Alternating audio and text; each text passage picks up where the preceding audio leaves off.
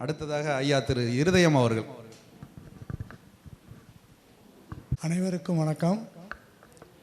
நான் இந்த விழிப்புணர்வு வகுப்பு நடக்கிறதுக்கு அந்த கேம்ப் நடக்கும்போது ஒரு நண்பர் வெளியூர்லேருந்து என்னோட நண்பர் வந்திருந்தார். அவர் எனக்கு ஒரு நோட்டு வாங்கிட்டு வந்து கொடுங்கன்னு சொன்னார். அதுக்காக வாங்கிட்டு வந்து கொடுக்க போனேன். அங்கே போன பிற்பாடு அதில் மெம்பராக சேருங்களேன்னாங்கன்னு ஏதோ ஒரு ஃபார்ம் எழுதி கொடுத்தேன். தஞ்சாவூரில் இருக்கிறதுனால இங்கே வந்தேன். இதில் சொல்ல வேண்டியது என்னென்னா, 50 வருஷத்துக்கு முன்னாடி நான் மாணவனாக இருந்தப்போ என்னோடய தலைமை ஆசிரியர் ஹரிக்கன் லைட் எடுத்துகிட்டு வந்து படிக்கிறதுக்கு நைட்டில் வந்து படிக்க வச்சார். அப்போ அவர் சொல்லும்போது, நீ ஒரு பெட்டி கடை வச்சு பொழைச்சிக்குவேன்னு சொல்லுடா, நான் உன்னை விட்டுறேன், இல்லைனா ஒழுங்காக படி அப்படின்னு சொன்னார். அந்த உணர்வை எனக்கு இப்போ இங்கே கொண்டு வந்து நிறுத்திட்டார் ஐயா.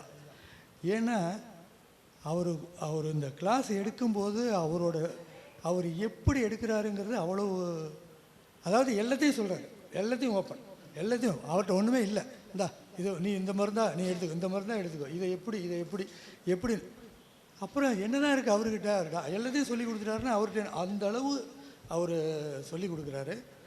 அதே மாதிரி ஒரு 50 வருஷமாக ஒரு ஆஃபீஸில் வேலை பார்த்துட்டேன். ஒரு வேலை செய்யணுன்னா தராதரம் பார்ப்பாங்க.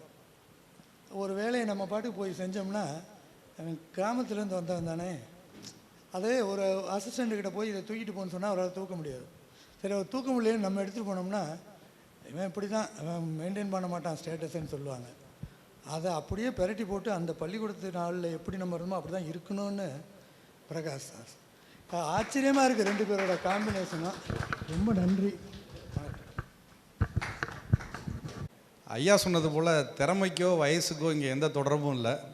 நீங்கள் என்ன கற்றுக்கணும்னு நினைக்கிறீங்க, அதுக்கான ஈடுபாடு, அதுக்கான முயற்சி, தொடர்ந்து நீங்கள் கொடுக்கக்கூடிய உழைப்பு, இதுதான் ரொம்ப முக்கியம். நீங்கள் எல்லாம் சொன்ன மாதிரி ஒன்றும் அப்படி ஒரு பெரிய ஆள்லாம் கிடையாது. நானும் சாதாரண ஒரு பிரச்சனை தான். எனக்கு என்ன பிடிக்குதோ அதை விரும்பி செய்கிறேன். அதனால் எனக்கு அதை முழு ஈடுபாடோடு செய்ய முடியுது. அது அவங்க முன்னாடி இருந்தவங்க சொன்ன மாதிரி தான்.